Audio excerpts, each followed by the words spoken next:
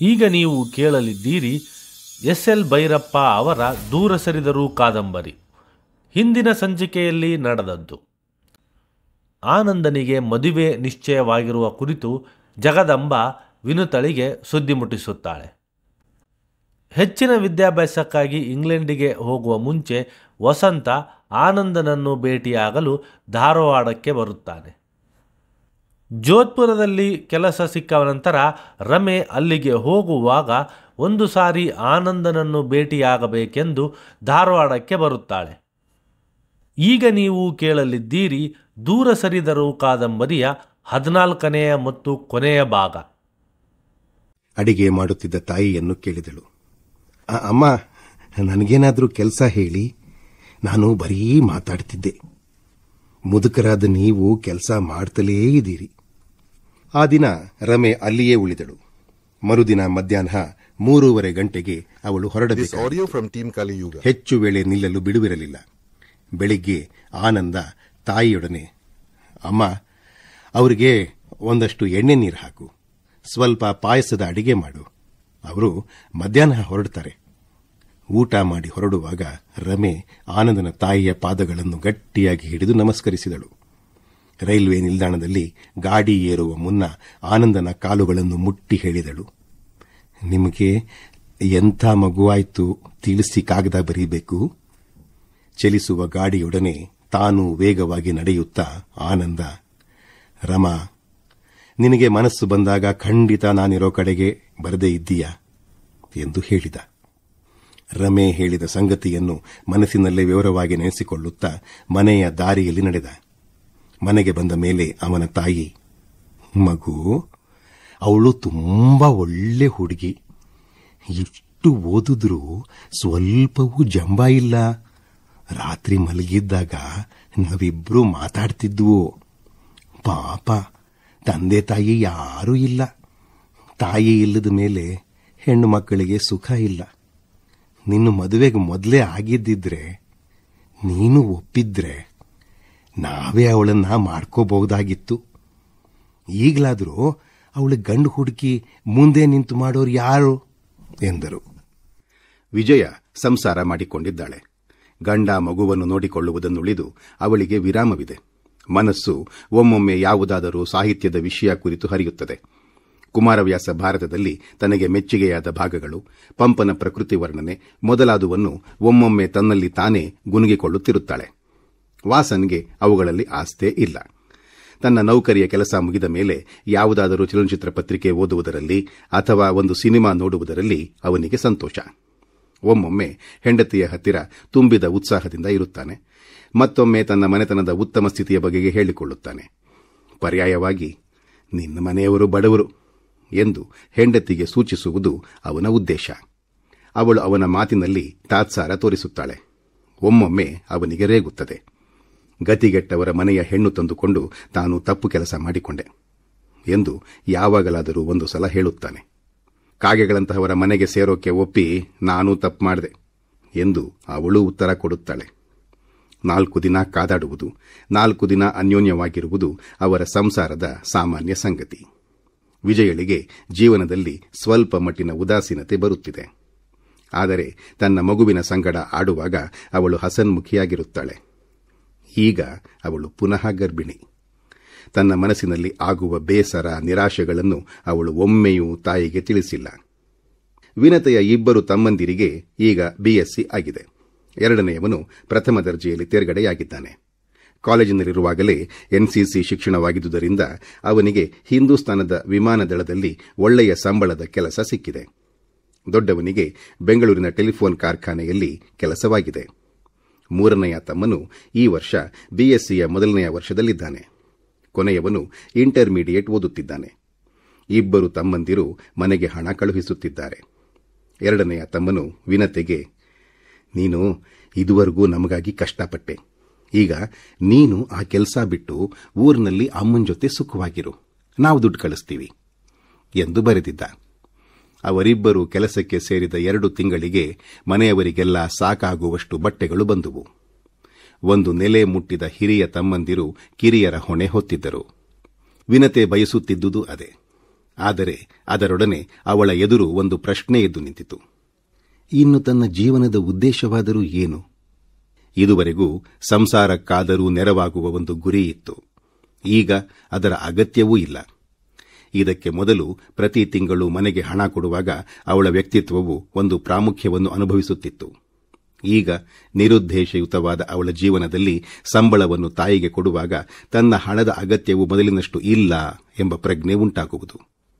ಇನ್ನು ತನ್ನ ಬಾಳಿಗೆ ಇರುವ ಗುರಿಯಾದರೂ ಏನು?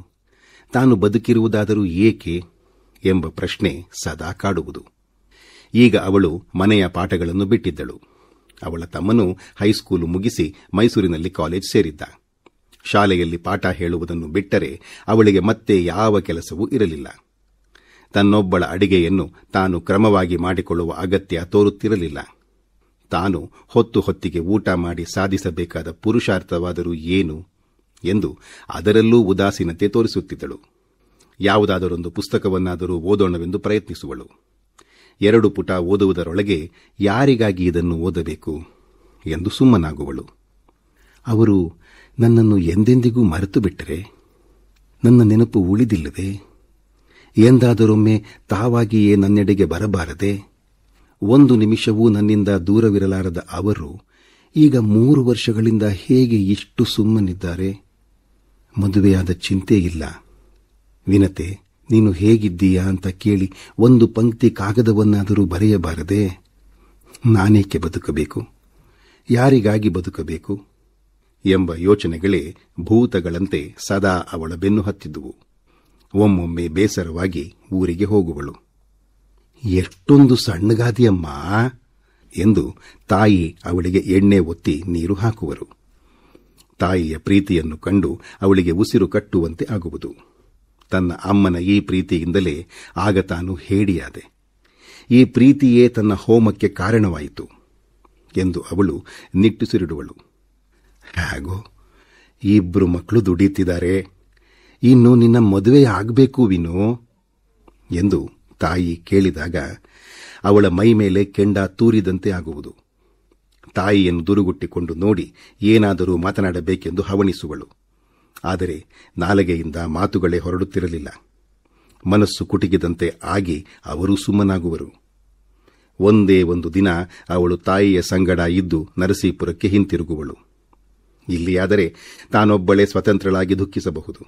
ಅಲ್ಲಿ ಆ ಸ್ವಾತಂತ್ರ್ಯವೂ ಇಲ್ಲ. ತನಗೆ ನರಸೀಪುರವೇ ಸಾಕು ಎಂದುಕೊಳ್ಳುವಳು. ಜಗದಾಂಬ ಈ ವರ್ಷ BA ಪರೀಕ್ಷೆಗೆ ಕಟ್ಟುತ್ತಾಳೆ. ಅವಳು ಸಹ ವಿನತೆಗೆ ಹೆಚ್ಚಾಗಿ ಕಾಗದ ಬರೆಯುತ್ತಿಲ್ಲ. ಪರಸ್ಪರರಿಗೆ ಬರೆಯುವ ವಿಷಯವಾದರೂ ಏನಿದೆ? ಗತಕಾಲದ ಮೂಲಧನವನ್ನೇ ಎಷ್ಟು ದಿನ ಕರಗಿಸಲು ಸಾಧ್ಯ? ಒಂದು ದಿನ ಅವಳಿಂದ ವಿನತೆಗೆ ಒಂದು ಕಾಗದ ಬಂತು. ಈ ದಿನವನ್ನು ದೂಡಲು ಇದಾದರೂ ಒಂದು ಸಾಧನವೆಂದು ಅವಳು ವಿಳಾಸದ ಹಸ್ತಾಕ್ಷರವನ್ನು ನೋಡಿಯೇ ಯೋಚಿಸಿದಳು. ಕಾಗದದಲ್ಲಿ ಅವಳು ಒಂದು ಹೊಸ ಸಂಗತಿಯನ್ನು ತಿಳಿಸಿದ್ದಳು. ನಮ್ಮ ಪಕ್ಕದ ಮನೆಯವರಿಗೆ ಅರ್ಕಲಗೂಡಿನಿಂದ ಕಾಗದ ಬಂದಿತ್ತು. ಆನಂದರಿಗೆ ಗಂಡು ಮಗುವಾಗಿದೆಯಂತೆ. ಅವಳಿಗೆ ಸಂತೋಷವೇನೋ ಆಯಿತು. ತಾನು ಪ್ರೀತಿಸುವವರಿಗೆ ಗಂಡು ಮಗುವಾದರೆ ತಾನೇಕೆ ದುಃಖ ಪಡಬೇಕು? ಆದರೆ ಆ ದಿನವೆಲ್ಲ ಅವಳ ಚೈತನ್ಯವು ಪಾತಾಳಕ್ಕೆ ಇಳಿದು ಹೋಗಿತ್ತು. ಆ ದಿನ ಸಂಜೆ ಮನೆಗೆ ಬಂದ ಮೇಲೆ ಬಾಗಿಲು ಮುಚ್ಚಿ ಕುಳಿತು ಗಟ್ಟಿಯಾಗಿ ಅತ್ತಳು. ಸಮಾಧಾನ ಪಟ್ಟುಕೊಳ್ಳಲು ಎಷ್ಟು ಯತ್ನಿಸಿದರೂ ಕಣ್ಣೀರು ಕೊನೆಯೇ ಇಲ್ಲದಂತೆ ಚಿಮ್ಮುತ್ತಿತ್ತು. ಅವಳ ಕಣ್ಣು ಜಲವನ್ನು ಸೃಜಿಸದ ಸ್ಥಿತಿಗೆ ಬಂದಾಗ ರಾತ್ರಿ 10 ಗಂಟೆ. ಊಟವನ್ನು ಮಾಡದೆ ಅವಳು ಮಲಗಿದಳು. ಆನಂದ ತಂದೆಯಾದುದಕ್ಕೆ ಸಂತೋಷಿಸಿದಳು. ಆದರೆ ಅವನ ಮಗುವಿಗೆ ತಾನು ತಾಯಿಯಾಗಬೇಕಿತ್ತು. ಆ ಮಗು ತನ್ನದಾಗಬೇಕಿತ್ತು. ತಾಯಿಯಾಗುವ ಭಾಗ್ಯ ತನಗಿಲ್ಲ. ತನ್ನ ಸ್ತ್ರೀತ್ವದ ಮುಂದಿನ ಮೆಟ್ಟಿಲನ್ನು ಮುಟ್ಟದೆ ತಾನು ಸಾಯಬೇಕು. ವಿಕಾಸವಿಲ್ಲದ ಅಸ್ತಿತ್ವಕ್ಕೆ ಅರ್ಥವೇನಿದೆ? ಜಡವು ಚೈತನ್ಯದ ಒಂದು ರೂಪ. ನಮ್ಮ ಕಣ್ಣಿಗೆ ಜಡವಾಗಿ ಕಾಣುವುದರೊಳಗೂ ಒಂದು ರೀತಿಯ ಸೂಕ್ಷ್ಮ ವಿಕಾಸವಿರುತ್ತದೆಂದು ಅವಳು ನಂಬಿದ್ದಳು. ಆದರೆ ವಿಕಾಸದ ಪರಿಕ್ರಮವು ತನ್ನ ಮಟ್ಟಿಗೆ ಸಂಪೂರ್ಣವಾಗಿ ನಿಂತು ಹೋಗಿತ್ತು. ಆನಂದನಿಲ್ಲದೆ ತನ್ನ ಸಾಹಿತ್ಯವಿಲ್ಲ. ಅವನಿಲ್ಲದೆ ತನ್ನ ಓದು ನಡೆಯದು. ಅವನಿಂದ ವಂಚಿತಳಾದ ತನ್ನ ಸ್ತ್ರೀತ್ವವು ಸಂಕೇತಹೀನವಾದ ಅಸ್ತಿತ್ವ. ಜೀವನದಲ್ಲಿ ಏನಿದೆ? ಶೂನ್ಯ, ಅನಂತ ಶೂನ್ಯ. ಅದೊಂದು ಅಭಾವ. ಅಭಾವವು ಅಂತ್ಯಗೊಂಡರೆ ದುಃಖಿಸುವ ಕಾರಣವಿಲ್ಲ. ಮರುದಿನ ಅವಳು ಆನಂದನಿಗೆ ಒಂದು ಕಾಗದವನ್ನು ಬರೆದು ಹಾಕಿದಳು. ಅದರಲ್ಲಿ ಹೆಚ್ಚಿನ ಸಂಗತಿ ಏನೂ ಇರಲಿಲ್ಲ. ಮಗುವಾದದಕ್ಕೆ ಅವನನ್ನು ಕೇವಲ ವ್ಯಾವಹಾರಿಕವಾಗಿ ಆದರೆ ಹಾರ್ದಿಕವಾದ ಮಾತುಗಳಲ್ಲಿ ಅಭಿನಂದಿಸಿದ್ದಳು, ದೂರದ ಮಿತ್ರರೊಬ್ಬರು ಮಾಡುವಂತೆ. ಅಲ್ಲಿಗೆ ಆ ಸಂಗತಿಯನ್ನು ಮರೆಯಬೇಕೆಂದು ಪ್ರಯತ್ನಿಸಿದಳು. ಆದರೆ ಸಾಧ್ಯವಾಗಲಿಲ್ಲ. ತನ್ನ ಕಾಗದ ಅವರ ಕೈಗೆ ಎಂದು ತಲುಪುತ್ತದೆ? ಅದು ಅವರ ಮೇಲೆ ಯಾವ ಪ್ರತಿಕ್ರಿಯೆ ಮಾಡೀತು? ಅವರು ತಿರಸ್ಕಾರದಿಂದ ಅದನ್ನು ಹರಿದು ಹಾಕುವರೇ, ಅಥವಾ ಪ್ರತಿಯಾಗಿ ಏನಾದರೂ ಬರೆಯುತ್ತಾರೆಯೇ? ನೂರಾರು ನಿರೀಕ್ಷೆಗಳು ಮನಸ್ಸಿನಲ್ಲಿ ಏಳುವುವು. ಮರುಕ್ಷಣವೇ ನಿರಾಶೆಯಿಂದ ಸುಮ್ಮನಾಗುವಳು. ಇದ್ದಕ್ಕಿದ್ದ ಹಾಗೆ ತನ್ನ ಮೇಲೆಯೇ ತಿರಸ್ಕಾರ ಹುಟ್ಟುವುದು. ತನ್ನ ತಾಯಿಯ ಮೇಲೆ ಕೋಪ ಉಕ್ಕುವುದು. ಪ್ರಪಂಚವನ್ನೆಲ್ಲ ದ್ವೇಷಿಸಲೇ ಎಂದು ತನ್ನಲ್ಲಿ ತಾನೇ ಹೇಳಿಕೊಳ್ಳುವಳು. ನನ್ನ ಪೂರ್ವಜನ್ಮದ ಫಲಕ್ಕೆ ಯಾರನ್ನೇಕೆ ದೂಷಿಸಲಿ ಎಂದು ದಾಸರ ಮಾತುಗಳಲ್ಲಿ ಸಮಾಧಾನ ತಂದುಕೊಳ್ಳಲು ಯತ್ನಿಸುವಳು. ಅವಳ ತಲೆ ರಣಾಂಗಣವಾಗಿತ್ತು. ಮನಸ್ಸು ಶವದಹನವಾದ ಮೇಲೆ ಇರುವ ಸ್ಮಶಾನದ ತೆರನಾಗಿತ್ತು. ದೇವರೇ, ನೀನು ನಿಶ್ಚೇಷಿತ ಅಸ್ತಿತ್ವವನ್ನು ಕೊಟ್ಟ ಹಾಗೆಯೇ ಸ್ಮೃತಿ, ಕಲ್ಪನೆ, ಆಲೋಚನೆ ಮತ್ತು ಸಂವೇದನೆಗಳ ಶಕ್ತಿ ಇಲ್ಲದ ಜಡಚಿತ್ತವನ್ನು ಕೊಡು. ಅಲ್ಲಿಗೆ ಅವೆರಡಕ್ಕೂ ಸರಿಜೊತೆಯಾಗುತ್ತದೆ ಎಂದು ಕೇಳಿಕೊಳ್ಳುತ್ತಿದ್ದಳು. ಒಂದು ವಾರ ಕಳೆದಿತ್ತು. ಒಂದು ಮುಂಜಾವು ಸುಮಾರು 8 ಗಂಟೆಗೆ ಅವಳು ಮನಸ್ಸಿಲ್ಲದ ಮನಸ್ಸಿನಿಂದ ಅಡಿಗೆ ಮನೆಯಲ್ಲಿ ಕುಳಿತು ಒಲೆ ಹೊತ್ತಿಸುತ್ತಿದ್ದಳು. ಯಾರೋ ಹೊರಬಾಗಿಲು ತಟ್ಟಿದಂತಾಯಿತು. ಯಾರು ಎಂದು ಕೇಳಿದ್ದಕ್ಕೆ ನಾನು ಎಂಬ ಉತ್ತರವು ಅವಳ ಸರ್ವಾಂಗವು ಗುರುತಿಸುವಷ್ಟು ಸುಪರಿಚಿತವಾದ ಧ್ವನಿ. ತನ್ನ ಧ್ವನಿಯ ಪರಿಚಯ ತನಗೆ ಇರುವುದಕ್ಕಿಂತಲೂ ಹೆಚ್ಚು ಪರಿಚಿತ ಧ್ವನಿ. ಇದೇನು ಭ್ರಮೆಯೋ ಭ್ರಾಂತಿಯೋ ಎಂದುಕೊಳ್ಳುತ್ತಾ ಎದ್ದು ಬಂದು ಬಾಗಿಲು ತೆರೆದಳು. ಅದು ಭ್ರಮೆಯಾಗಿರಲಿಲ್ಲ. ಕೈಲಿ ಒಂದು ಕಿಟ್ ಹಿಡಿದು ಆನಂದ ಬಾಗಿಲಿನಲ್ಲಿ ನಿಂತಿದ್ದ. ಅದೇ ಜುಬ್ಬದ ಅದೇ ಉಡುಪಿನ ಆನಂದ. ಅವನು ಒಳಗೆ ಬಂದ ಮೇಲೆ ವಿನತೆ ತಲೆ ತಗ್ಗಿಸಿ ನಿಂತಳು. ಯಾಕೆ ವಿನತಾ, ನನ್ನನ್ನು ಮಾತಾಡಿಸಲ್ವೇ ಎಂದು ಅವಳ ಕೈ ಹಿಡಿದ. ಅವಳ ಕೈ ನಡುಗುತ್ತಿತ್ತು. ನೀವು ಬಂದಿರಾ? ಕಂಪಿಸುವ ಧ್ವನಿಯಿಂದ ಅವಳು ಕೇಳಿದಳು. ನಿನ್ನ ಕಾಗದ ತಲುಪಿತು. ನಾನು ಪ್ರತಿಯಾಗಿ ಬರೆಯೋಣ ಅಂತ ಮಾಡಿದೆ. ಅದೇನೋ ಇದ್ದಕ್ಕಿದ್ದ ಹಾಗೆ ಇಲ್ಲಿಗೆ ಬರಬೇಕು ಅಂತ ಅನ್ನಿಸ್ತು. ಓಡಿ ಬಂದುಬಿಟ್ಟೆ ಎಂದು ಪಾದರಕ್ಷೆಯನ್ನು ಬಾಗಿಲಿನ ಹಿಂದೆ ಬಿಟ್ಟು ಮನೆಯ ಕೊಠಡಿಯೊಳಗೆ ಬಂದ. ಮುಂಬಾಗಿಲು ಮುಚ್ಚಿ ಅವಳೂ ಬಂದಳು. ಕೋಣೆ ಓರಣವಾಗಿರಲಿಲ್ಲ. ಕೆಲವು ಪುಸ್ತಕಗಳು ಚೆಲ್ಲಾ ಪಿಲ್ಲಿಯಾಗಿ ಬಿದ್ದಿದ್ದುವು. ಮೂಲೆಯಲ್ಲಿ ಒಂದು ಹಳೆಯ ಕಬ್ಬಿಣದ ಮಂಚವಿತ್ತು. ಅದರ ಮೇಲೆ ಅವಳ ಕೊಳೆಯಾದ ಹಾಸಿಗೆಯನ್ನು ಸುತ್ತಿಟ್ಟಿದ್ದಳು. ಕಪಾಟಿನಲ್ಲಿ ತಲೆಗೆ ಹಾಕುವ ಎಣ್ಣೆಯಿಂದ ಹಿಡಿದು ಕೊಳೆತ ಒಂದು ಟೊಮೆಟೊ ಹಣ್ಣು ಸಹ ಇದ್ದುವು. ಅಲ್ಲಿ ಓರಣದ ಸುಳಿವೇ ಇರಲಿಲ್ಲ. ಕೋಣೆಯನ್ನು ನೋಡಿಯೇ ಅವಳ ಉದಾಸೀನಯುತ ಜೀವನವನ್ನು ಅವನು ಅರ್ಥ ಮಾಡಿಕೊಂಡ. ಅವನೇ ಹೋಗಿ ಮಂಚದ ಮೇಲೆ ಕುಳಿತ. ಮಗು ಬಾಣಂತಿ ಆರೋಗ್ಯವೇ? ದೂರದಲ್ಲೇ ನಿಂತು ಅವಳು ಕೇಳಿದಳು. ವಿಮನಸ್ಕನಾಗಿ ಎನ್ನುವಾಗ ಅವನ ಮನಸ್ಸಿನಲ್ಲಿ ಮುಳ್ಳು ಚುಚ್ಚಿದಂತೆ ಆಗುತ್ತಿತ್ತು. ಇದ್ದಕ್ಕಿದ್ದ ಹಾಗೆ ಅವಳ ಚಟುವಟಿಕೆಗೆ ಹೊಸ ಚಾಲನೆ ದೊರೆಯಿತು. 5 ನಿಮಿಷದಲ್ಲಿ ಅವಳು ಕೋಣೆಯನ್ನು ಚೊಕ್ಕಟಗೊಳಿಸಿದಳು. ಅಡಿಗೆ ಮನೆಯನ್ನು ಓರಣ ಮಾಡಿದಳು. ಎದುರು ಮನೆಯ ಹುಡುಗನನ್ನು ಕರೆದು ಅವನ ಕೈಲಿ ತನ್ನ ಶಾಲೆಗೆ ರಜೆಯ ಚೀಟಿ ಬರೆದುಕೊಟ್ಟು ಊರೊಳಗೆ ಹೋಗಿ ತರಕಾರಿ ತರುವಂತೆ ಹೇಳಿ ಹಣ ಕೊಟ್ಟಳು. ಅವಳು ತರಕಾರಿಯನ್ನಾಗಲಿ ಹಣ್ಣು ಹೂವನ್ನಾಗಲಿ ತರುವುದನ್ನು ಪೂರ್ತಿಯಾಗಿ ಬಿಟ್ಟಿದ್ದಳು. ಬೇಗ ಆನಂದನಿಗೆ ತಿಂಡಿ ಮಾಡಿಕೊಟ್ಟು ತಾನು ಸ್ನಾನ ಮಾಡಿ ಅವನು ತಂದಿದ್ದ ಹೂವನ್ನು ಮುಡಿದು ಅಡಿಗೆಯ ಕೆಲಸದಲ್ಲಿ ತೊಡಗಿದಳು. ಹಿಂದೆ ಒಂದು ಸಲ ಇಲ್ಲಿಗೆ ಬಂದಿದ್ದಾಗ ಅವನು ಕುಳಿತಿದ್ದ ಸ್ಥಳದಲ್ಲಿಯೇ ಅವನಿಗೆ ಒಂದು ಚಿಕ್ಕ ಮಂದಲಿಗೆ ಹಾಕಿಕೊಟ್ಟು ಅವನೊಡನೆ ಮಾತನಾಡುತ್ತಾ ಸಡಗರದಿಂದ ಅಡಿಗೆ ಮಾಡುತ್ತಿದ್ದಳು. ನಿಜವಾಗಿಯೂ ಹೇಳಿ, ನೀವೀಗ ಯಾಕೆ ಬಂದ್ರಿ? ನಿನ್ನನ್ನು ನೋಡೋಕೆ. ಸತ್ಯವಾಗಿಯೂ ನನ್ನನ್ನೇ ನೋಡೋಕ್ಕೆ ಬಂದ್ರಾ? ಯಾಕೆ ಹೀಗೆ ಕೇಳ್ತೀಯ? ನನ್ನನ್ನು ನೋಡಿದರೆ ತಿಳಿಯೋಲ್ವೇ? ತಿಳಿಯುತ್ತೆ. ಆದರೂ ಅಹತ ಮನಸ್ಸು ಎಷ್ಟು ರೀತಿಯ ಭರವಸೆಯನ್ನಾದರೂ ಬಯಸುತ್ತೆ. ಇನ್ನೊಂದ್ಸಲ ಹೇಳಿ, ನಾನು ನಿನ್ನನ್ನೇ ನೋಡೋಕ್ಕೆ ಬಂದೆ ಅಂತ. ಅವನಿಂದ ಮತ್ತೊಮ್ಮೆ ಹಾಗೆ ನುಡಿಸಿದ ಮೇಲೆ ವಿನತೆ ಪುನಃ, ನಾನು ಎಷ್ಟೋ ದಿನ ಯೋಚಿಸ್ತಿದ್ದೆ, ಇವರು ಒಂದು ಸಲವಾದರೂ ನನ್ನನ್ನು ನೆನೆಸ್ಕೊಂಡು ಬರಬಾರದೆ ಅಂತ. ಒಮ್ಮೆಯಾದರೂ ಬನ್ನಿ ಅಂತ ಕಾಗದ ಬರೆಯೋಕೆ ಎಷ್ಟೋ ದಿನ ಮನಸ್ಸು ಹಾತೊರಿತಿತ್ತು. ಆದರೆ ನಾನೇಕೆ ಬರೀಬೇಕು? ಅವರು ಸ್ವಯಂ ಪ್ರೇರಿತರಾಗಿ ತಮ್ಮ ಅಂತಃಕರಣ ತುಂಬಿ ಇಲ್ಲಿಗೆ ಬಂದರೆ ಬರಲಿ ಅನ್ನುವ ಆಸೆಯೂ ಇತ್ತು. ನನ್ನದೇನೂ ಬಿಗುಮಾನವಿಲ್ಲ. ಆದರೆ ನೀವೇ ಸ್ವಯಂ ಪ್ರೇರಿತರಾಗಿ ಬಂದರೆ ನನಗೆ ಒಂದು ಭರವಸೆ ಸಿಕ್ತಿತ್ತು ಅಲ್ಲವೇ? ಆನಂದ ಅವಳ ಮುಖವನ್ನೇ ನೋಡುತ್ತಾ ಕುಳಿತಿದ್ದ. ಅವಳೇ ಮುಂದುವರಿದಳು. ನೋಡಿ, ಈಗ ನೀವು ನನ್ನೆದುರಿಗೆ ಕೂತಿರುವಾಗ, ಸತ್ಯವಾಗಿಯೂ ಕೂತಿರುವಾಗ, ನಾನು ಮಾತಾಡದೆ ಒಂದು ನಿಮಿಷವಾದರೂ ಹೇಗೆ ಇರಲಿ? ಇವಳಿಗೆ ನಾಲ್ಗೆ ತುಂಬ ಉದ್ದವಾಗಿ ಬೆಳೆದಿದೆ ಅಂತ ನೀವು ತಿಳ್ಕೊತೀರಾ. ನೀವು ಮಾತ್ರ ಮಾತಾಡಿದ್ರೆ ಎಲ್ಲಿ ಬಾಯಿಂದ ಮುತ್ತು ರತ್ನ ಉದುರಿಯಾವು ಅಂತ ಶ್ರೀಮದ್ ಗಾಂಭೀರ್ಯ ತಾಳಿ ಕುಳಿತುಕೊಂಡ್ರಿ. ನಾನು ಒಂದೇ ಸಮನೆ ತಮಟೆ ಹೊಡೆದ ಹಾಗೆ ಲೊಟ್ಗುಟ್ತೀನಿ. ಅಂದಹಾಗೆ ಹೇಳಿ, ನಿಮಗೆ ಯಾವುದಿಷ್ಟ? ಗಸಗಸೆ ಪಾಯಸ ಮಾಡ್ಲೋ, ಹೆಸರು ಬೇಳೆದು ಮಾಡ್ಲೋ? ಪಾಯಸ ಯಾಕೆ ಮಾಡ್ತೀಯಾ? ಇವತ್ತೇನು ವಿಶೇಷ? ನಿಮಗೆ ಗೊತ್ತಿಲ್ವೇ? ತಿರುಮುಕೂಡ್ಲು ನರಸೀಪುರದಲ್ಲಿ ರಥೋತ್ಸವ. ಎಲ್ಲ ಊರಿನಲ್ಲೂ ವರ್ಷಕ್ಕೊಂದು ನಿರ್ದಿಷ್ಟವಾದ ಮಾಸ, ತಿಥಿ, ನಕ್ಷತ್ರದಲ್ಲಿ ರಥೋತ್ಸವವಾದರೆ ಈ ಊರಿನಲ್ಲಿ 3 ವರ್ಷ ಕಳೆದರೂ ಒಂದು ಸಲವೂ ದೇವರ ತೇರು ನಡೆಯೋಲ್ಲ. ಈಗ 3 ವರ್ಷದ ಹಿಂದೆ ಇಲ್ಲಿ ಇದೇ ಮನೆಯಲ್ಲಿ ದೇವರು ವಿಜಯ ಮಾಡಿಸಿತ್ತು.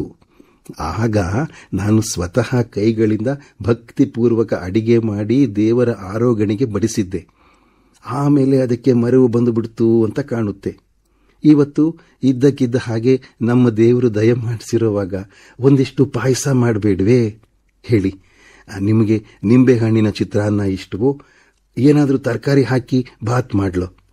ವಿನತಾ, ನೀನು ನನ್ನನ್ನು ಇಷ್ಟೊಂದು ಮೇಲೆ ಏರಿಸಿದರೆ ಹೇಗೆ? ನನ್ನ ಕೈಲಿ ತಾಳ್ಕೊಳ್ಳೋಕೆ ಆಗೋಲ್ಲ. ನಾನು ಓಡ್ ಹೋಗ್ಬಿಡ್ತೀನಿ. ಹೋಗಿ ನೋಡೋಣ. ಇದ್ದಿಲೊಲೆಯ ಮೇಲೆ ಇದ್ದ ಕುದಿಯುವ ಬೇಳೆಯನ್ನು ಸ್ಟೌವಿನ ಮೇಲೆ ಇಟ್ಟು ಇದರ ಜ್ವಾಲೆಯನ್ನು ಸ್ವಲ್ಪ ಕಡಿಮೆ ಮಾಡಿ ಸ್ಟೌವಿನ ಮೇಲಿದ್ದ ತರಕಾರಿಯನ್ನು ಇದ್ದಿಲೊಲೆಯ ಮೇಲೆ ಇರಿಸಿ ಅವಳು ಅವನ ಕಡೆಗೆ ತಿರುಗಿ ಹೇಳಿದಳು. ನೀವು ಸುಮ್ಮನೆ ನನ್ನನ್ನು ಹೆದರಿಸ್ತೀರಿ. ನೀವೇನೋ ಯತ್ನ ಮಾಡಿದ್ರಿ. ಆದರೆ ಪೂರ್ತಿಯಾಗಿ ನನ್ನಿಂದ ದೂರ ಓಡಿ ಹೋಗೋದು ನಿಮ್ಮ ಕೈಲಿ ಆಗೋಲ್ಲ. ಈಗ ನೀವು ಇಲ್ಲಿಗೆ ಬಂದಿದ್ದೇ ಅದಕ್ಕೆ ಸಾಕ್ಷಿ. ವಿನತೆ ಎಷ್ಟು ನಿಷ್ಪ್ರಯೋಜಕಳು, ಹೇಳಿ ಅಸ್ತಿತ್ವಹೀನಳು ಅಂತ ನಾನು ತಿಳಿದಿದ್ದೆ. ಆದರೆ ಅವಳಲ್ಲಿ ಸ್ವಲ್ಪ ಶಕ್ತಿ ಇದೆ. ಇಲ್ಲದಿದ್ದರೆ ದೂರದಲ್ಲಿದ್ದುಕೊಂಡೇ ಅವಳು ನಿಮ್ಮನ್ನ ಕರೀದೆ ನೀವೇ ಬರುವಂತೆ ಮಾಡಿದ್ಲು. ಹಾಗೆ ಅಲ್ವೇ? ಹ್ಞೂ ಅಂತ ಸುಳ್ಳಾದರೂ ಹೇಳಿ. ಅದು ನಿಜವೇ ಆಗಿರುವಾಗ ಸುಳ್ಳು ಹೇಳೋದಾದ್ರೂ ಹೇಗೆ? ಗಂಡಸರಿಗೆ ಸುಳ್ಳು ಹೇಳೋದ್ರಲ್ಲೇ ಒಂದು ಥರದ ಸಂತೋಷ ಸಿಕ್ಕುತ್ತಂತೆ. ಅದರಲ್ಲೂ ತಮ್ಮ ಹೆಂಡತಿ ಕೈಲಿ ಸುಳ್ಳು ಹೇಳದಿದ್ರೆ ಊಟವೇ ರುಚಿಸಲ್ಲುವಂತೆ. ಹೇಳಿ, ನನ್ನ ವಿಷಯ ಅಲ್ಲಿ ನಿಮ್ಮ ಹೆಂಡತಿಗೆ ಅಲ್ಲ, ನನ್ನ ತಂಗಿಗೆ ಹೇಳಿದಿರಾ? ಇಲ್ಲ. ಹೇಳಲಿಲ್ಲ ಯಾಕೆ? ಇನ್ನು ಭಯವೇ? ಒಂದಿನ ಹೇಳ್ಬಿಡಿ. ನನಗೊಬ್ಬಳು ಮೊದಲನೇ ಹೆಂಡತಿ ಇದ್ದಾಳೆ. ಕೋಪದಲ್ಲಿ ಅವಳನ್ನ ಕಾಲಿನಿಂದ ಒದೆದು ಆಚೆಗೆ ತಳ್ಳಿದೆ. ಆಮೇಲೆ ನಿನ್ನನ್ನು ಮದುವೆ ಮಾಡಿಕೊಂಡೆ. ಅವಳು ತುಂಬ ಕೆಟ್ಟೋಳು. ಬಾ ಸಂಸಾರ ಮಾಡು ಅಂತ ಕರೆದ್ರೆ ಅವಳೇ ಬರಲಿಲ್ಲ. ನಂದೇನು ತಪ್ಪು ಅಂತ ಹೇಳಿ. ಅದಕ್ಕೆ ಅವ್ರು ಏನಂತಾರೋ ನೋಡೋಣ. ವಿನತೆ ಮಾತನಾಡುತ್ತಲೇ ಇದ್ದಳು. ಆನಂದನ ಮನಸ್ಸು ಒಳಸರಿಯಿತು. ಅವನ ಮುಖದ ಮೇಲೆ ದುಗುಡ ತುಂಬಿ ಮಡುಗಟ್ಟಿತ್ತು. ಮನಸ್ಸು ಕಳೆದು ಹೋದ ಘಟನೆಗಳ ಅನುಕ್ರಮವನ್ನು ಪುನರ್ವಿಮರ್ಶೆತೊಡಗಿತ್ತು.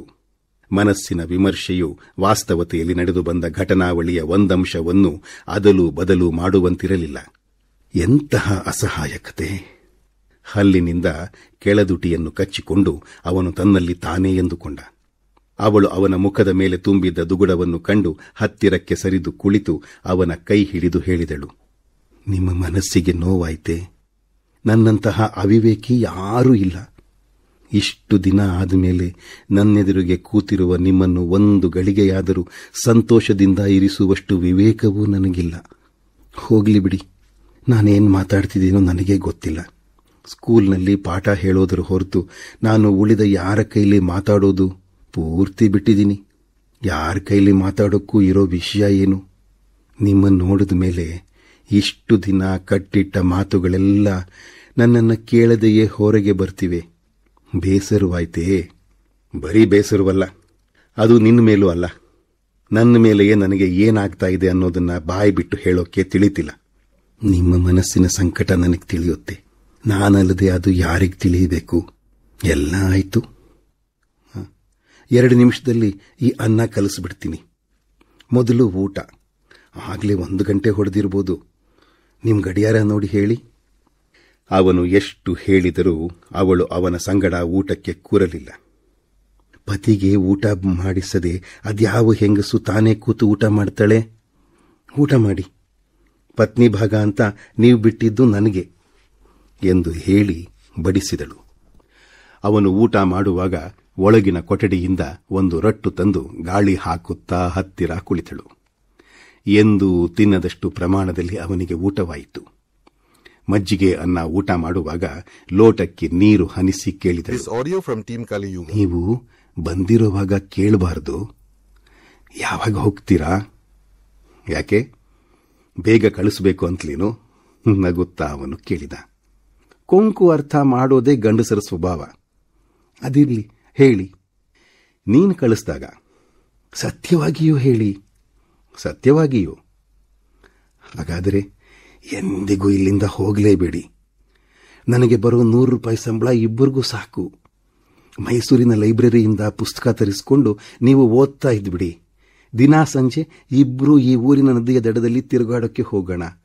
ಉಳಿದ ಕಾಲದಲ್ಲಿ ನೀವು ಬರೀಬೇಕೆನ್ನುವ ಕತೆ, ಕಾದಂಬರಿ ಯಾವುದೇ ಇದ್ರೂ ನನ್ನ ಹತ್ರ ದಿಂಬು ಓರಗಿ ಕೂತು ಹೇಳಿ. ನಾನು ತಪ್ಪಿಲ್ಲದಂತೆ ಬರ್ಕೊಳ್ತೀನಿ. ಆನಂದ ಅವಳ ಕಡೆಗೆ ತಿರುಗಿ ನೋಡಲಿಲ್ಲ. ಅವನು ತಡೆಯಲು ಎಷ್ಟು ಯತ್ನಿಸಿದರೂ ಅವನಿಂದ ಹೊರಟ ನಿಟ್ಟುಸಿರು ಅವಳಿಗೆ ಕೇಳುವಷ್ಟು ಗಟ್ಟಿಯಾಗಿತ್ತು. ಅವಳು ಹೇಳಿದಳು, 1 ಸಲ ಬಂದು ನಾನು ಮಾಡಿದ ಅಡುಗೆಯನ್ನ ನೀವು ಹೀಗೆಯೇ ಕೂತು ಊಟ ಮಾಡ್ತಿದ್ದಿರಲ್ಲ, ಅದು ನನಗಷ್ಟೇ ಸಾಕು. ನಿಮ್ಮ ಜವಾಬ್ದಾರಿ ನನಗೆ ತಿಳಿಯದ್ದೇನಲ್ಲ. ನಮ್ಮ ಪೂರ್ವಜನ್ಮದ ಗ್ರಹಚಾರಕ್ಕೆ ನನ್ನ ತಂಗಿಯನ್ನು, ಅವಳ ಹೊಸದಾಗಿ ಹುಟ್ಟಿದ ಕಂದನನ್ನು ಏಕೆ ಗೋಳಾಡಿಸಬೇಕು? ಹಿಂದಿನ ಜನ್ಮದಲ್ಲಿ ಯಾವ ದಂಪತಿಗಳನ್ನು ಅಗಲಿಸಿದ್ದನೋ ಈಗ ನನಗೆ ಹೀಗಾಗಿದೆ. ಈಗ ಮತ್ತೆ ಅದೇ ಪಾಪ ಮಾಡಿ ಮುಂದಿನ ಜನ್ಮಕ್ಕೂ ನಾನು ನಿಮ್ಮನ್ನು ಕಳೆದುಕೊಳ್ಳಲೇ? ಈಗ ವಿನತೆಗೆ ಬಹಳ ವಿವೇಕ ಬಂದುಬಿಟ್ಟಿದೆ. ಆದರೂ ನೀವು ಕುದುರೆ ಮೇಲೆ ಬಂದವರ ಹಾಗೆ ಹೋಗ್ಬಿಡಬಾರದು. ನಿಮ್ಮ ಕಾಲೇಜಿಗೆ ಬೇಕಾದರೆ ಏನಾದರೂ ಕಾರಣ ಹೇಳಿ ಒಂದು ತಂತಿ ಕೊಡಿ. ಒಂದು 4 ದಿನವಾದರೂ ನೀವು ಇದ್ದೇ ಹೋಗಬೇಕು. ಅಯ್ಯೋ, ಇದೇನು ಮಾಡ್ತಿದ್ದೀರಿ? ತಟ್ಟೆಗೆ ಕೈ ತೊಳೆದುಕೊಳ್ಳೋ ಅಭ್ಯಾಸವನ್ನೆಲ್ಲಿ ಕಲಿತ್ರಿ? ನೀವು ಉಂಡು ಮಿಗಿಸಿದ್ದನ್ನು ಮಾತ್ರ ನಾನು ತಿನ್ನಬೇಕು. ಅದರ ಮೇಲೂ ನೀರು ಹೊಯ್ದು ನನ್ನನ್ನು ನೀವಾಗೇ ಉಪವಾಸ ಬಿಡಿಸ್ತೀರಾ? ಹೇಳಿ, ಬಚ್ಚಲ ಮನೆಯಲ್ಲಿ ನಿಮಗೆ ಕೈ ತೊಳಿತೀನಿ. ಅವಳು ಅವನನ್ನು ಕರೆದೊಯ್ದು ತಾನೇ ಕೈ ತೊಳೆದು ಸೆರಗಿನಿಂದ ಒರೆಸಿದಳು. ಅವನ ತಟ್ಟೆಗೆ ತಾನೂ ಬಡಿಸಿಕೊಂಡು ತನ್ನ ಊಟ ಮುಗಿಸಿದ ಬಳಿಕ ಕೊಠಡಿಗೆ ಕರೆತಂದು ಅವನನ್ನು ಮಂಚದ ಮೇಲೆ ಕೂರಿಸಿದಳು. ಕೆಳಗೆ ಇಳಿಬಿಟ್ಟು ಕುಳಿತ ಅವನ ಕಾಲಿನ ಹತ್ತಿರ ಒಂದು ಜಮಖಾನೆ ಹಾಕಿಕೊಂಡು ಕುಳಿತು ತಾಂಬೂಲ ಮಡಿಸಿಕೊಡುತ್ತಾ ಕೇಳಿದಳು, ಹೇಳಿ, ನಿಮ್ಮ ಹೆಂಡತಿ ಹೇಗಿದ್ದಾಳೆ? ತುಂಬಾ ಚೆಲುವೆಯೇ? ನನ್ನಷ್ಟು ದಡ್ಡಿಯಂತೂ ಅಲ್ವಷ್ಟೇ. ಆನಂದ ತನ್ನ ಹೆಂಡತಿಯ ಬಗೆಗೆ ಸೂಕ್ಷ್ಮವಾಗಿ 4 ಮಾತು ಹೇಳಿದ.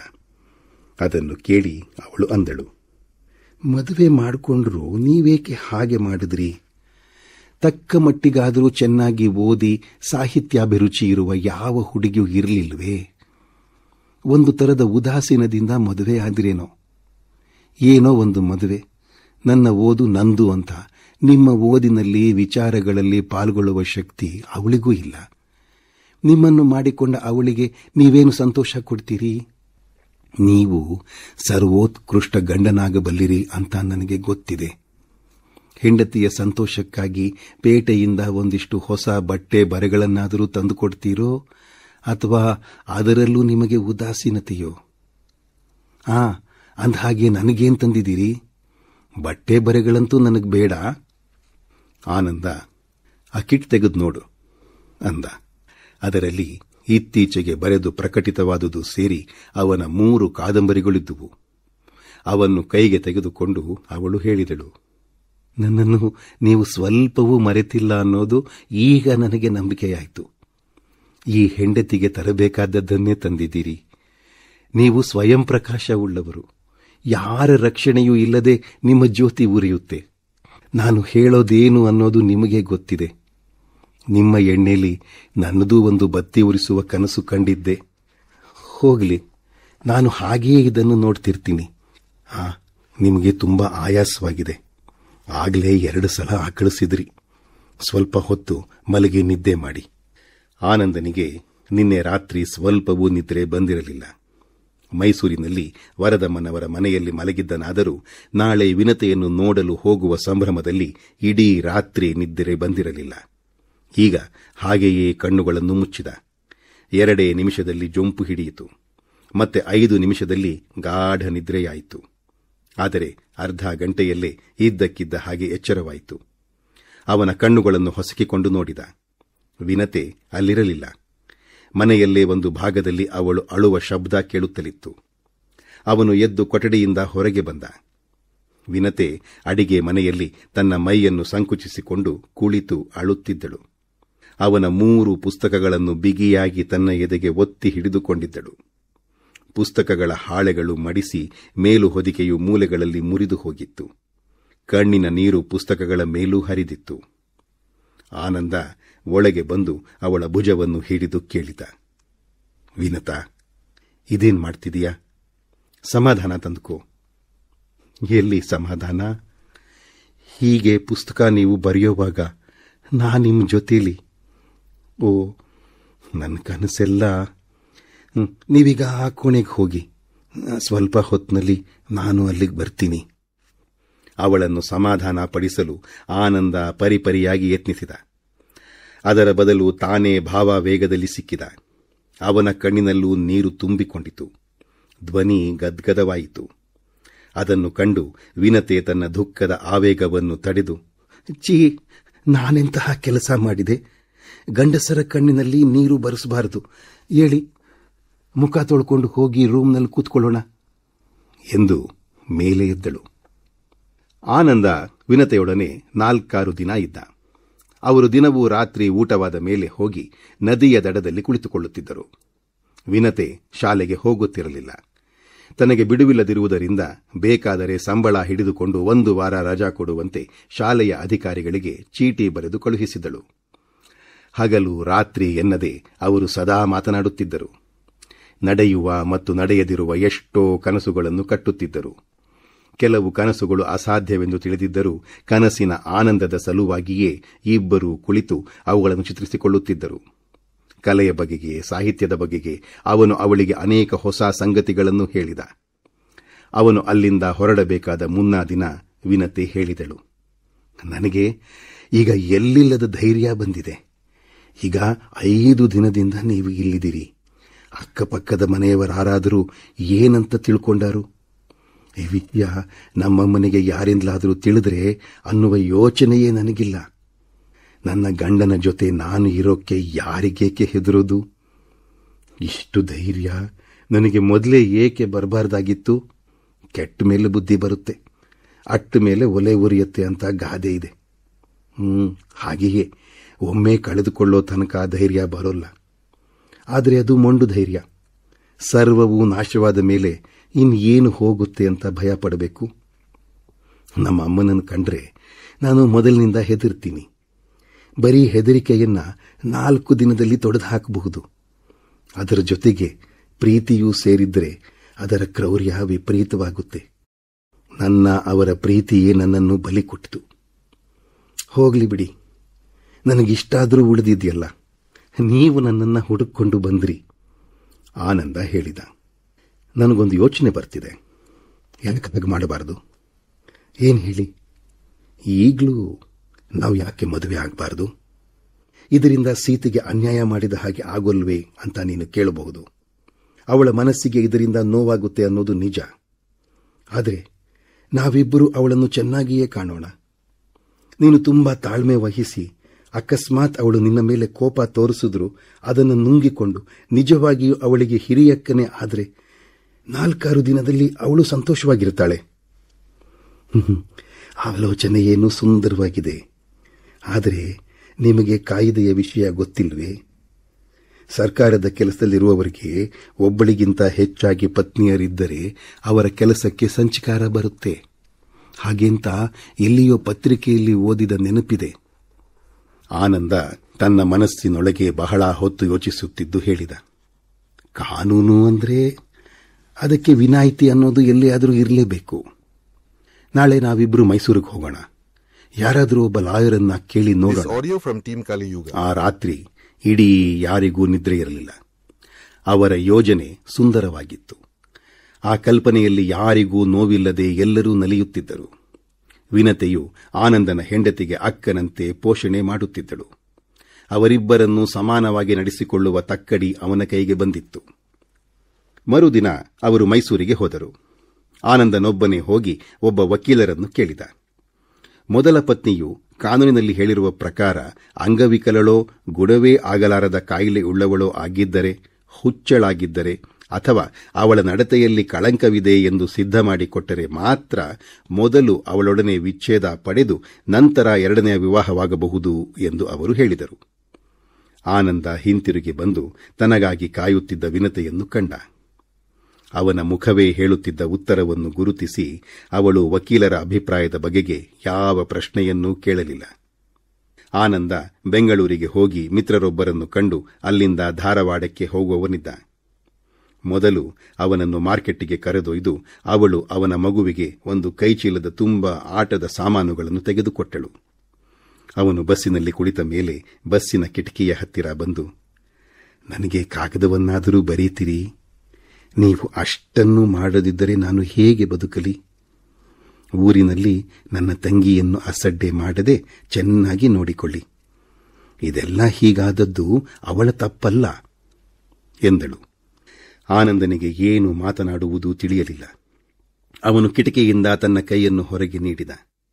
ಅದನ್ನು ತನ್ನ ಬಲಗೈಯಿಂದ ಹಿಡಿದು ತನ್ನ ಅಂತಃಕರಣವನ್ನೇ ಅವನಿಗೆ ಅರ್ಪಿಸುವಂತೆ ಅವಳು ಹಿಸುಕಿದಳು. ಅವಳ ಕಡೆಗೆ ನೋಡಲಾರದೆ ಅವನು ತನ್ನ ಎಡಗಡೆಗೆ ತಿರುಗಿದ್ದ. ಬರ್ತೀನಿ ಎಂದು ಹೇಳಿ ಅವಳು ನಿಧಾನವಾಗಿ ಅಲ್ಲಿಂದ ಹೊರಟು ಹೋದಳು. ಅವಳು ಮೈಸೂರಿನಲ್ಲಿ ಮನೆಗೆ ಹೋಗಲಿಲ್ಲ. ನರಸೀಪುರಕ್ಕೆ ಹೋಗುವ ಒಂದು ಬಸ್ಸು ಹಿಡಿದು ಹಿಂತಿರುಗಿದಳು. ಬಸ್ಸಿನಲ್ಲಿ ಕುಳಿತಾಗ ಅವಳ ಮನಸ್ಸು ಒಂದು ವಿಧವಾದ ಸಮಾಧಾನ ಅನುಭವಿಸುತ್ತಿತ್ತು.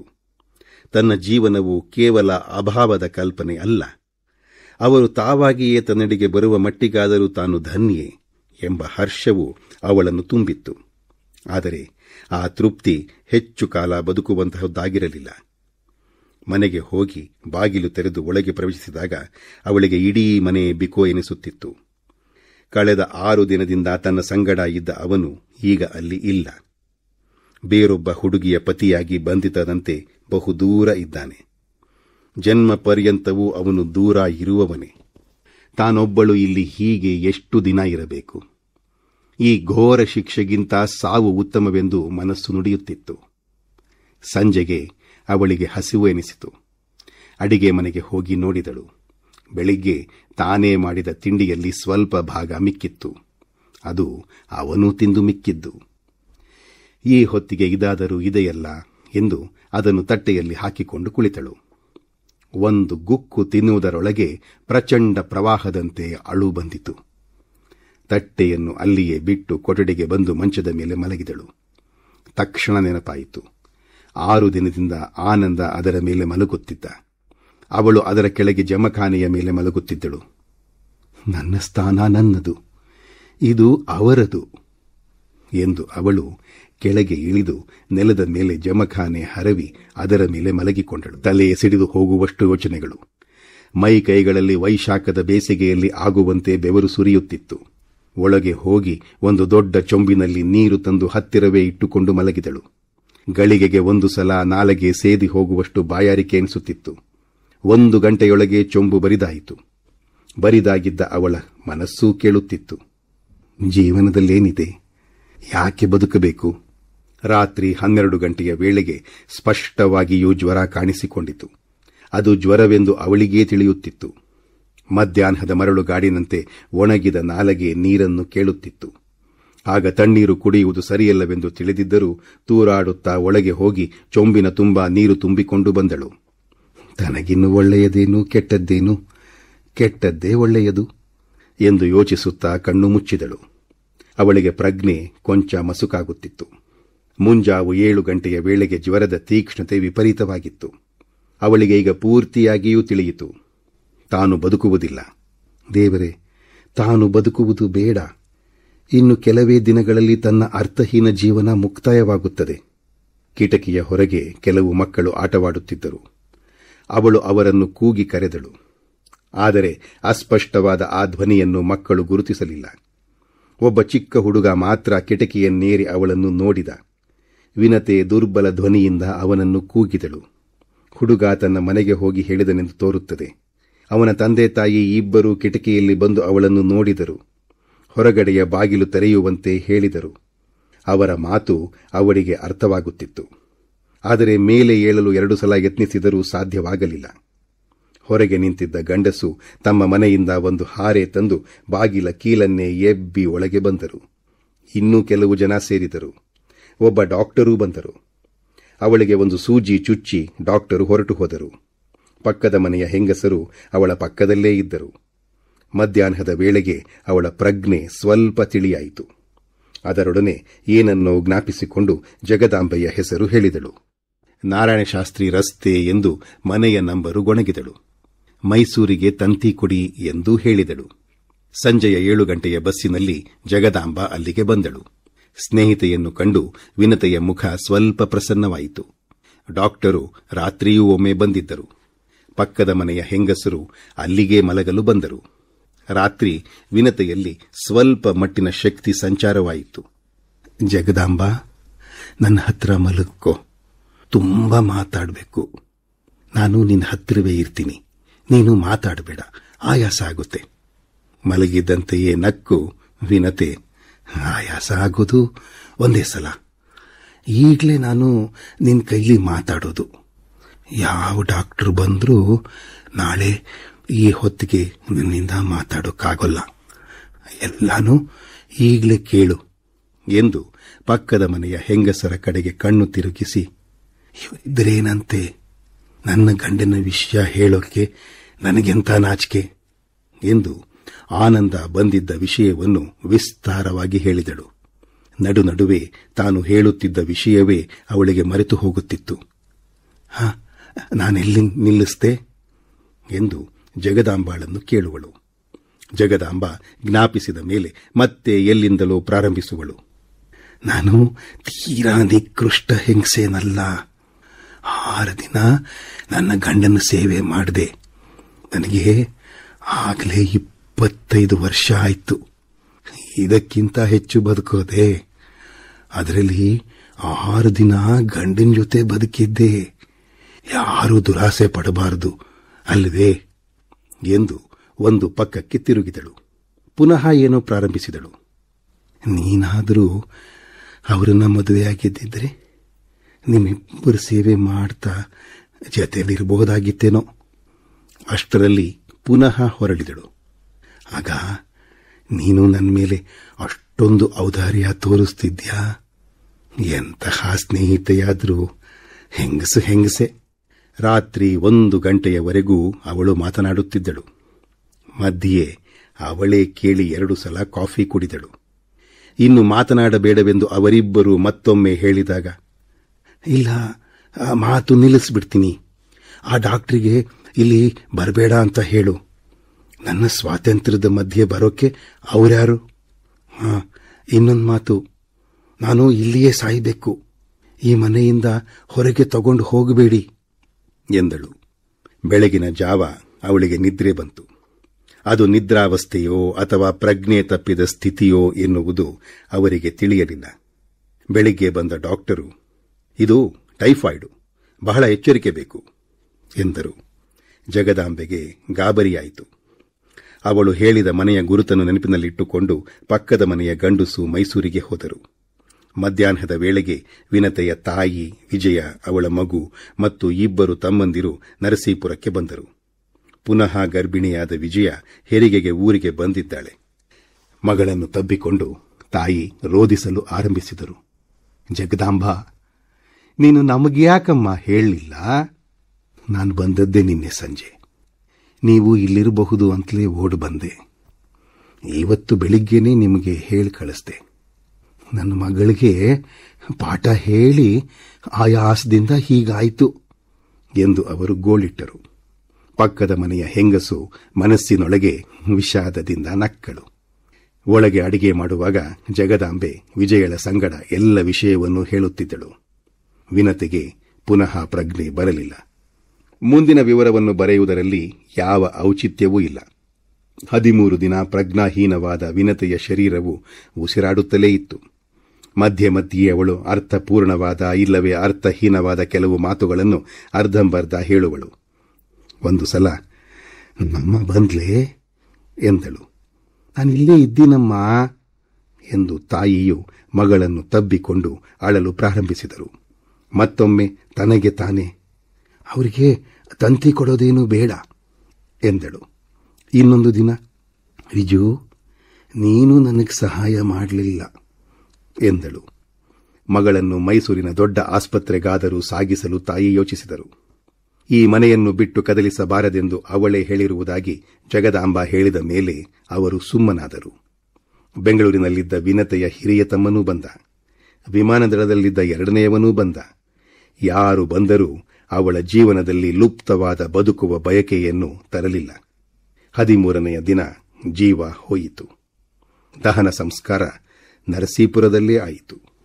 ಜಗದಾಂಬಾಳಿಂದ ಕಾಗದ ಬಂದಾಗ ಆನಂದನ ಮುಖವು ಪಿಶಾಚಿಯ ಮುಖದಷ್ಟು ಘೋರವಾಯಿತು. ಈ ಕೆಲಸವನ್ನಾದರೂ ಬಿಟ್ಟು ನಾನು ಮದುವೆ ಮಾಡಿಕೊಂಡ್ಬಿಟ್ಟಿದ್ರೆ ಎಂದು ಅವನು ಹಲುಬಿದ. ಈಗ ಅವನು ಧಾರವಾಡದಲ್ಲಿಲ್ಲ. ದ್ವಾರಕೆಯ ಮಠದ ಜಗದ್ಗುರುಗಳು ಒಂದು ಧಾರ್ಮಿಕ ಕಾಲೇಜನ್ನು ತೆರೆದಿದ್ದಾರೆ. ಅಲ್ಲಿ ಅಲ್ಪ ಸಂಬಳದ ಮೇಲೆ ಸೇರಿದ್ದಾನೆ. ಅಲ್ಲಿಂದ ಈಚೆಗೆ ಅವನು ಏನೂ ಬರೆದಿಲ್ಲ. ಹಗಲು ರಾತ್ರಿ ಎನ್ನದೆ ಪಿಶಾಚಿಯಂತೆ ಕುಳಿತು ಧಾರ್ಮಿಕ ಗ್ರಂಥಗಳನ್ನು ತತ್ವಜ್ಞಾನವನ್ನೂ ಓದುತ್ತಾನೆ. ಎಲ್ಲರನ್ನೂ ಒಂದುಗೂಡಿಸಬೇಕಾದ ಜೀವನ ಶಕ್ತಿಯ ನಡುವೆ ಭಿನ್ನತೆಯನ್ನು ಬೆಳೆಸಿ ಒಂದಾಗಬೇಕೆಂದು ಯತ್ನಿಸುತ್ತಿರುವ ವ್ಯಕ್ತಿಗಳನ್ನು ದೂರ ಸಿರಿಸುವ ಶಕ್ತಿ ಯಾವುದು ಎಂಬ ಪ್ರಶ್ನೆಗೆ ಅವನು ಉತ್ತರ ಹುಡುಕುತ್ತಿದ್ದಾನೆ. ಇನ್ನೂ ಉತ್ತರ ದೊರೆತಿಲ್ಲ. ತಾಯಿ, ಹೆಂಡತಿ ಮತ್ತು ಮಗು ಮೂವರಲ್ಲಿ ಯಾರೂ ಅವನ ವ್ಯಾಸಂಗದ ಕೋಣೆಗೆ ಹೋಗುವುದು. ರಮೆ 1 ವರ್ಷದಲ್ಲೇ ಜೋಧ್ಪುರವನ್ನು ಬಿಟ್ಟಳು. 1-2 ವರ್ಷದಲ್ಲಿ ಯಾವ ಊರಿನಲ್ಲಾದರೂ ಅವಳಿಗೆ ಪರಿಚಯ ಬೆಳೆಯುತ್ತದೆ. ಅಷ್ಟರಲ್ಲಿ ಅದು ಅಪರಿಚಿತ ಸ್ಥಳವಾಗಿ ಉಳಿಯುವುದಿಲ್ಲ. ಆಗ ಮತ್ತೊಂದು ಅಪರಿಚಿತ ಸ್ಥಳವನ್ನು ಅರಸಿಕೊಂಡು ಹೋಗುತ್ತಾಳೆ. ಜಯಪುರ, ಜಾಮ್ನಗರ, ಅಹಮದಾಬಾದ್, ಪೋರ್ಬಂದರ್ ಮೊದಲಾಗಿ ಈಗಾಗಲೇ 5 ಊರುಗಳಾದವು. ಈಗ ಅವಳು ಲಕ್ನೋವಿನಲ್ಲಿದ್ದಾಳೆ. 1-2 ವರ್ಷಕ್ಕೊಮ್ಮೆ ಉತ್ಸಾಹದಿಂದ ಆನಂದನನ್ನು ನೋಡಲು ಹೋಗುತ್ತಾಳೆ. ಅಲ್ಲಿಗೆ ಹೋದ ಒಂದೇ ದಿನದಲ್ಲಿ ಅವಳಿಗೆ ಬೇಸರವಾಗುತ್ತದೆ. ಮರುದಿನವೇ ಯಾರು ಎಷ್ಟು ಹೇಳಿದರೂ ಕೇಳದೆ ಹಿಂತಿರುಗಿ ಬಿಡುತ್ತಾಳೆ.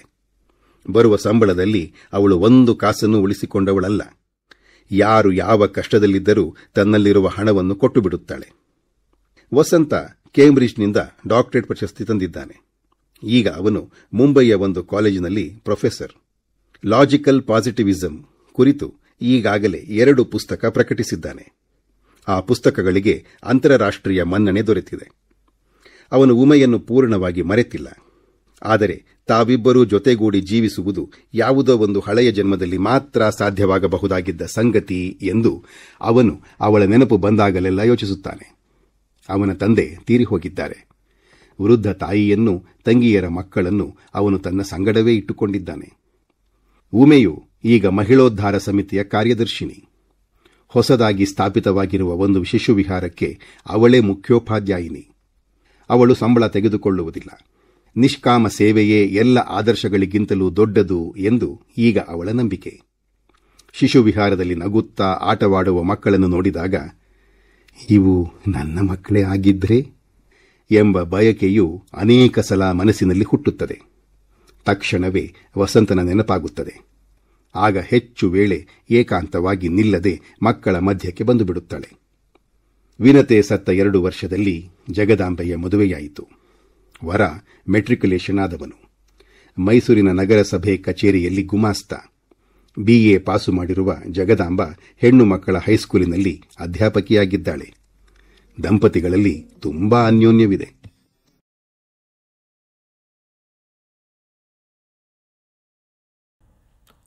ಇದುವರೆಗೂ ನೀವು ಕೇಳಿದ್ದು ದೂರ ಸರಿದರೂ ಕಾದಂಬರಿಯ 14ನೇ ಮತ್ತು ಕೊನೆಯ ಭಾಗ. ಈ ವಿಡಿಯೋದ ಕುರಿತು ನಿಮ್ಮ ಅನಿಸಿಕೆ, ಅಭಿಪ್ರಾಯಗಳನ್ನು ದಯವಿಟ್ಟು ಕಮೆಂಟ್ ಮಾಡಿ ಮತ್ತು ಇದೇ ರೀತಿಯ ವಿಡಿಯೋಗಳಿಗಾಗಿ ನಮ್ಮ ಚಾನಲನ್ನು ಸಬ್ಸ್ಕ್ರೈಬ್ ಮಾಡಿ. ಈ ಸರಣಿ ನಿಮಗೆ ಇಷ್ಟವಾಗಿದ್ದಲ್ಲಿ ನಿಮ್ಮ ಫ್ರೆಂಡ್ಸ್ ಮತ್ತು ಫ್ಯಾಮಿಲಿಯೊಂದಿಗೆ ದಯವಿಟ್ಟು ಶೇರ್ ಮಾಡಿ. ಈ ಪುಸ್ತಕವನ್ನು ಕೊಂಡು ಓದ ಬಯಸಿದರೆ ಡಿಸ್ಕ್ರಿಪ್ಷನ್ನ ಚೆಕ್ಔಟ್ ಮಾಡಿ.